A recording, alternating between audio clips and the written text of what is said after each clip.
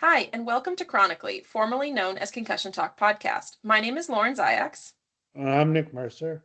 and we're teaming up to talk about all things chronic illness. We'll still be talking about chronic concussion, but we're going to follow a lot of other journeys along the way. So make sure to subscribe and check back in. Thank you so much for spending your time with us.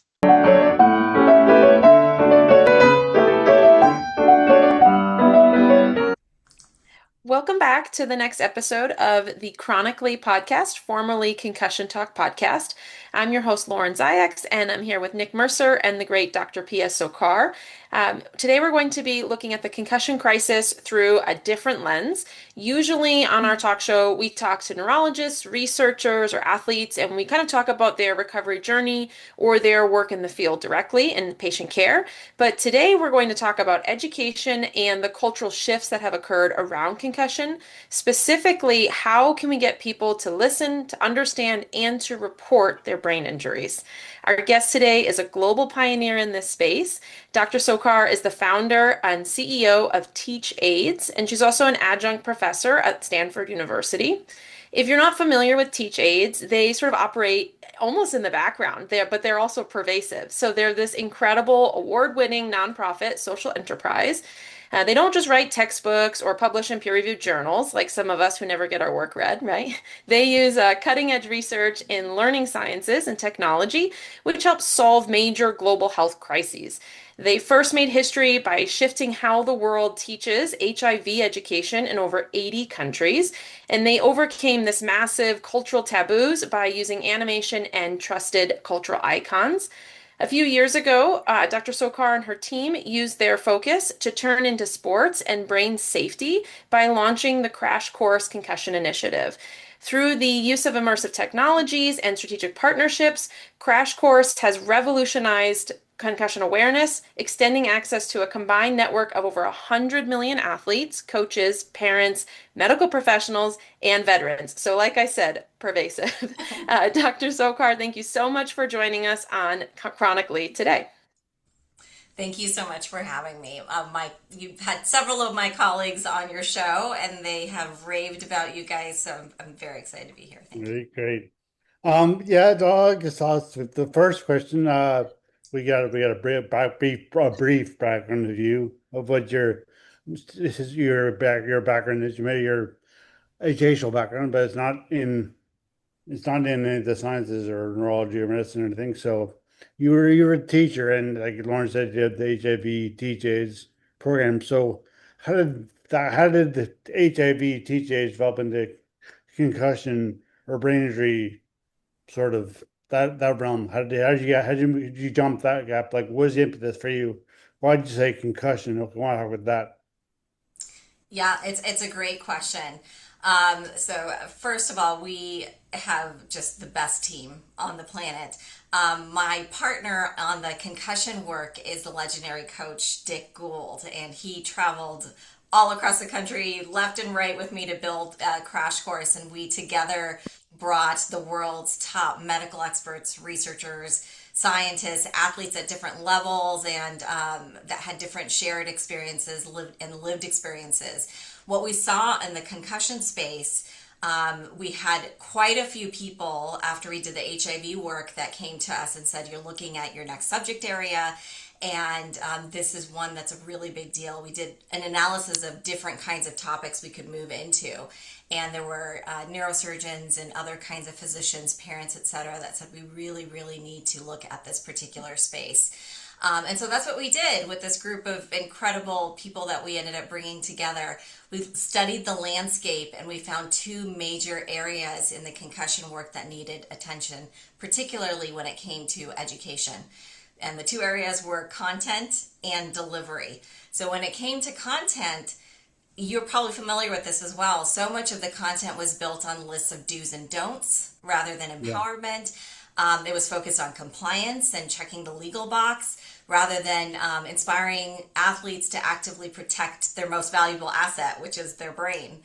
The second issue was on delivery.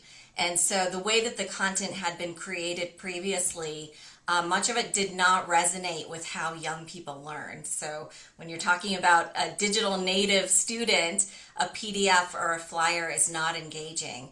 A Mm. static document, it can't show a player what a concussion actually feels like when in real time, when you have the stadium lights glaring at you and your heart is pounding and you're facing this split second decision of whether to report or not. So coming into the space, our mission was twofold. First, it was to bridge the gap between clinical science and real engagement. And second, it was to transform accurate medical data into an immersive, relatable experience that young athletes would actually listen to and remember and hopefully act on. Right. Nice. That's so incredible. What year did Crash Course start? We began the early research of trying to decide whether we wanted to take on this topic or not in late 2017. And then we launched our first product in a series of products in 2018. Yeah, so technology has even though that wasn't that long ago in the grand scheme of things, what you're able to do, I'm sure, has changed rapidly as the times have changed. Yeah, yeah. Technology, we're in the world of AI now. And so, absolutely, everything changes quite quickly. We You're in a tried to great stay at spot. the bleeding edge of it, and that's been really exciting. You're in a great spot for it. There's Thank also an incredible amount of growth. I mean, 2018 to 2026 and 100 million athletes is quite the feat. So, I mean, that's definitely something to be commended in a lot of young people's lives that have been touched. So, I mean, I know I worked in, our listeners have heard this 100 times, but I mean, I worked back in the day when we had a quiet room that they went into and the smelling salts were snuck into their pockets and all of that. So, the fact that we are now reaching the young people early on and causing this cultural shift where they're actually reporting their injuries is so important because we went through a period, I don't know, I'm sure you're aware, but we went through a period where they tried to have limits to the number of head injuries you could have, and then you would be disqualified. And of course, that backfired because that just led to even more hiding. hiding, Um, exactly. yeah. And then as a professor, is your background then in implementation science or what is your, I'm so Yeah, sorry, what is yeah, your field, I guess? yeah. So Yeah. it's in learning sciences. So how do people Learning. learn? How do they retain information? How do you get them to change their attitudes, their behaviors? And my particular focus all these years has been in global health education. That's So so fascinating. it's a lot of like psychology, I guess, mostly. Is it like College age, is psychology? that what you said, Nick? Oh, Psychology. oh, Oh, Oh, college psychology. psychology. A psychology. lot Yeah, to do with psychology. yeah, Exactly. Yeah. You've got to meet people where they're at. You've got to understand, when it comes to concussion education, why they're not reporting, where are they uncomfortable? Where is it a knowledge gap versus some other kind of issue? So it's really a right. lot of Yeah. investigating and understanding what's happening behind the scenes. Before you can create any kind of intervention, you have to understand why the problem is happening. Yeah. So that kind of brings us to this choosing the right tool piece, right? So for the early HIV/AIDS education initiatives, you relied on 2D animation. Mhm. But for Crash Course, you've had this heavy interaction with interactive experiences, including virtual reality. Now, I'm sure some of that also has to do with the time frame, right, for HIV/AIDS education versus this 2018 and forward concussion piece. But from a learning sciences perspective, why did you pick those specific technologies and why are these the right tools for concussion? It's a great question, and this one was actually timeless. So it's a central question in the learning sciences. Whenever we think of technology, we always need to make sure that that technology is serving as the best learning tool and not the other way around.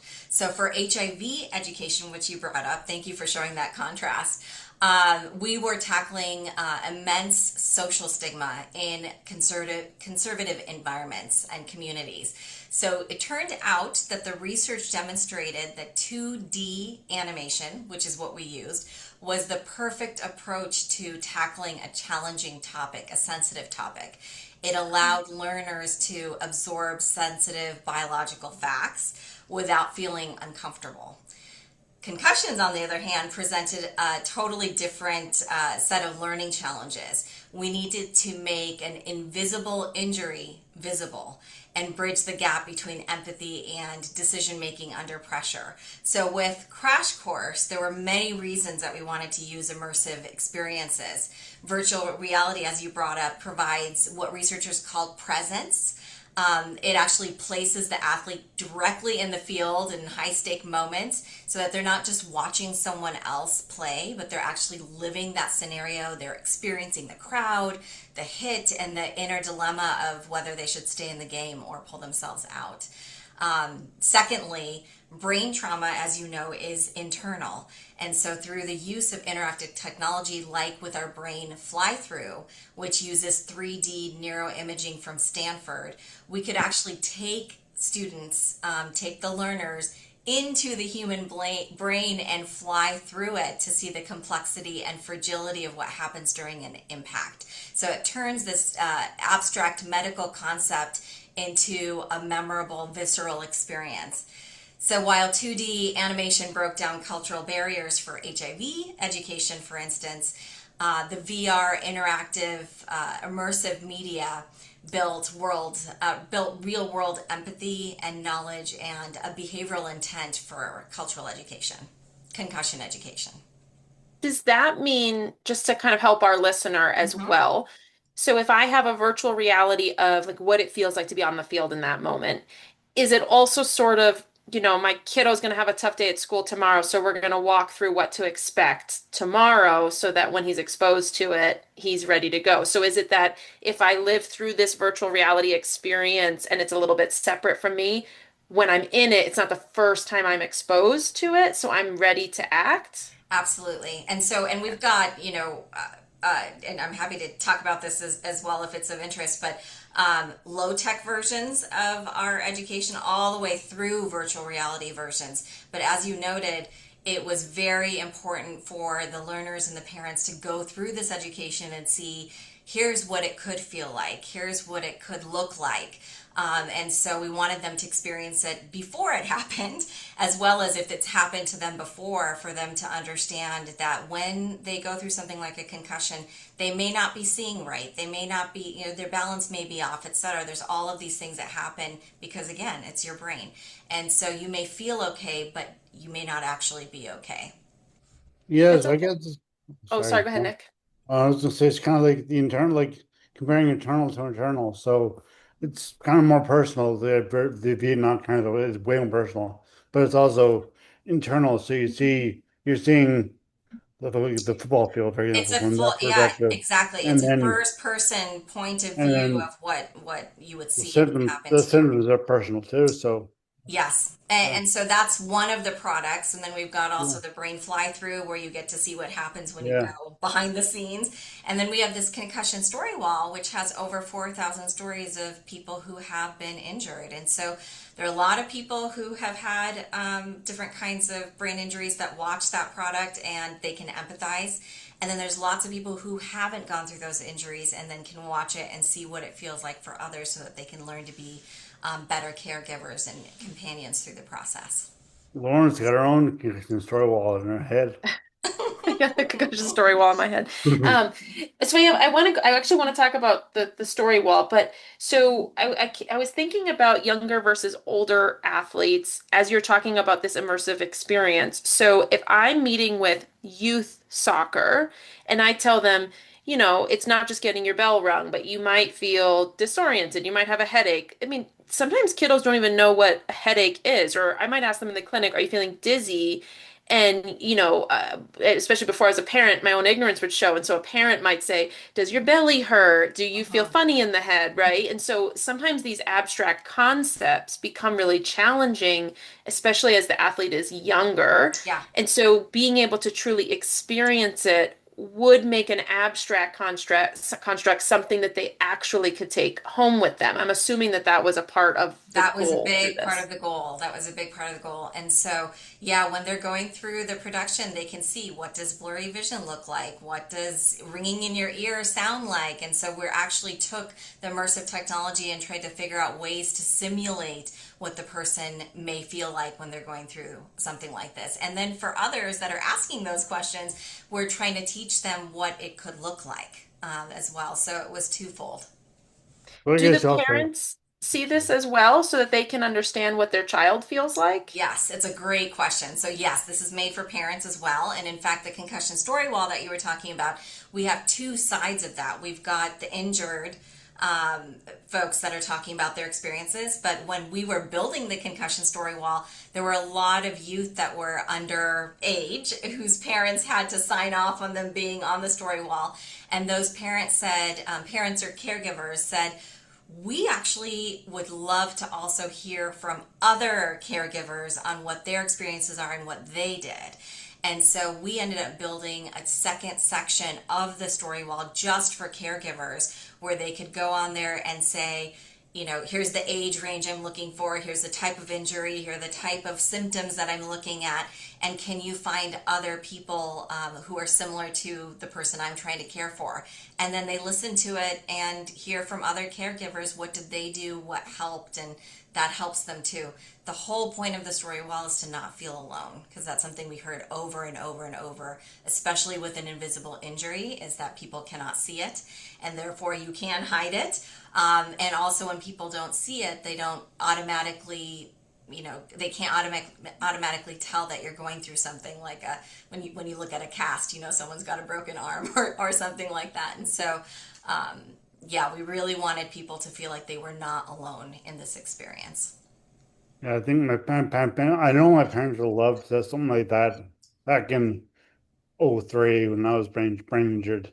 But just to hear what their parents went through, what their caregivers went through at the same at the when they lost someone, but kind of lost someone, but anyways, Yeah, more the severe brain injury, but caregivers, the parents, they're going through so yeah, much, and yeah. that's a lot. And we should do what we can to be able to support them as well. The concussion story wall also includes videos from medical experts that talk about a range of different topics, and the idea is to be able to educate everyone about what the latest research is and what they could do to empower themselves and others. Well, kind of building on. Sorry, Sonoran, you got a Oh, I question? had one more question for I'll this go for section. it. Go Okay. for I have 400 questions. I also have ADHD, so you have to really cut me off if you want to get your time in. But so for the athlete age ranges, is the virtual reality experience divided by age group? Like, do the younger athletes see something different than the older athletes? How does that work as far as the learning sciences is concerned? Yeah, so within the program itself, we have shown athletes of different ages. So you've got at the beginning, you've got athletes in high school. We ended up using this, it's called the near peer effect. Because kids did not want to hear from their doctors, their parents, their yeah, teachers, etc., yeah. who they said that they trusted and wanted to hear from were near peers, which are kids that are just a little bit, you know, a year or two older than them. So we have high school kids that are represented in the productions, as well as college students that are represented as well. Um, Outside of that, the concussion story wall has a whole range of people who have been injured. So you can actually go into that product and select which age group you're interested in, and it'll find stories that are from those groups. So like leading off of like social norms and yeah, that makes in health behavior, near peers. Yeah, okay, Oh, that makes perfect that was sense. everything. Yeah, it Yeah. was everything. Yeah. Yeah, I All was right, gonna. sorry, Nick, you can move Oh on no, I now. was gonna jump off, move on, but jump way ahead down to the talking about the development of the whole development of the whole series of the crash course and custom story wall, the And the VR thing, brain the fly through. brain Yes. fly through.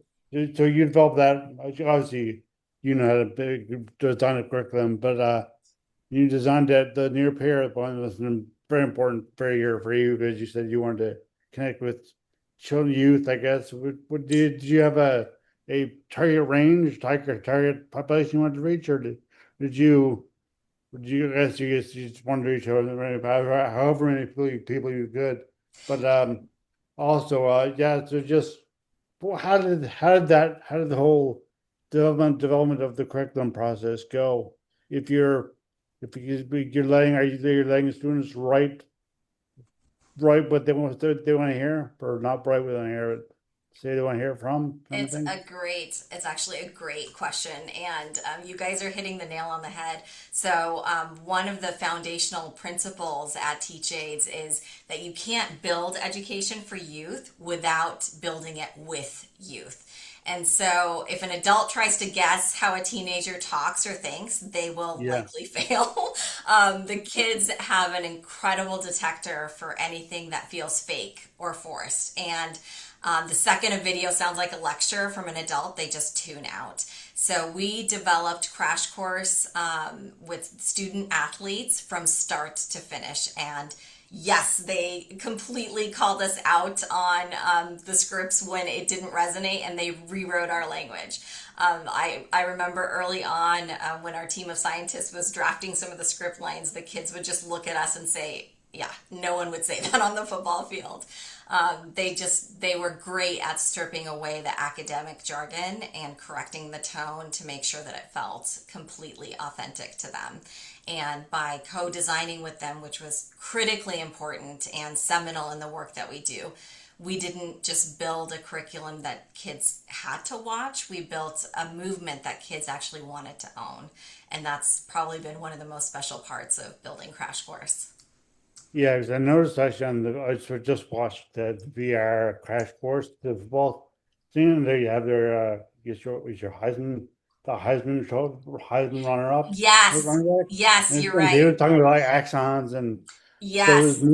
more scientific than I thought they'd be, but It still definitely, coming from they wanted to know the science. They want to yeah, understand why this is important and yeah, that this is a real injury. That's something that came up over and over. That again, when you have a cast on your arm or your leg, they felt like that's real. But when you can't put a cast on your brain, they yeah. really needed to understand that this is a quote real injury. And so we had to take them through the brain to demonstrate what's happening internally that they are unable to see. Like And there was yeah, physical damage. exactly. And Yeah, for, as you were saying, it was Bryce Love that Bryce Love. acted in the first Crash Course production, and he was a Heisman Trophy runner-up and All-American and All-American athlete, and he did a phenomenal job acting in that production. Yeah, The Brain Fly-Through had the world mountain biking champion Kate Courtney, yeah, and so and you know everyone bikes pretty much, and so it yeah, was great to be able to use that as a mechanism to demonstrate when she had her concussions and yeah. initially didn't pull herself out because she didn't even know she had a concussion. But when she had her second concussion, she knew Yeah. exactly what it was because she had been through it before. So I she watched it. was Yeah. I was sorry, gonna sorry, say, what were you well, I saying? watched that second. I watched that after I watched the brain fly through, and it was a good way to watch. Good way to watch it. Good sequence. Good sequence. Thank you. Watching. We can't take credit since it was the kids that Yeah. really took the scientific concepts and helped us build the story in ways that would resonate with them. We just have an awesome team. Everyone brings in different pieces, and so that we're not working in silos, and we're working together to build something that works.